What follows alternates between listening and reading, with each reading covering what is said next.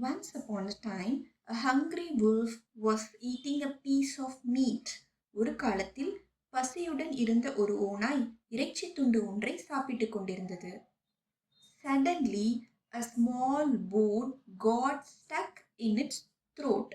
திடீரென்று ஒரு சிறிய எலும்பு அதன் தொண்டையில் சிக்கிக் கொண்டது. The wolf could not eat or drink. அந்த ஓநாயால் சாப்பிடவும் குடிக்கவும் முடியவில்லை. It cried loudly in pain. அது வலியால் சத்தமாக அழுதது. The wolf went to every animal for help.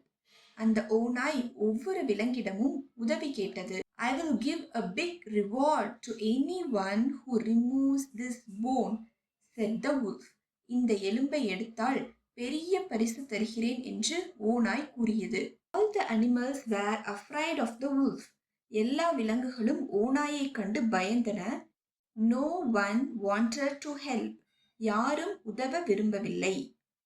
Finally, a kind crane came forward. இறுதியில் ஒரு கனிவான கொக்கு முன் வந்தது. The crane had a long neck and a long beak. நாரைக்கு நீண்ட கழுத்தும் நீண்ட அலகும் It carefully put its beak into the wolf's mouth. அது கவனமாக தனது அலகை ஓநாயின் வாய்க்குள் வைத்தது. The crane pulled out the bone. நாரை அந்த எலும்பை வெளியே எடுத்தது. The wolf felt better immediately. ஓநாய் உடனடியாக நன்றாக உணர்ந்தது. The crane smiled and asked, "Where is my reward?" நாரை புன்னகையுடன் எனக்கான பரிசு எங்கே என்று கேட்டது. The wolf laughed. ஓநாய் சிரித்தது.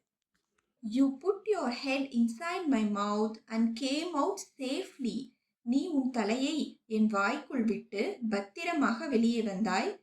That itself is your reward. அதுவே உனக்கான பரிசு என்றது. The crane was shocked. நாரை அதிர்ச்சியடைந்தது. It is understood that selfish and wicked people never keep their promises.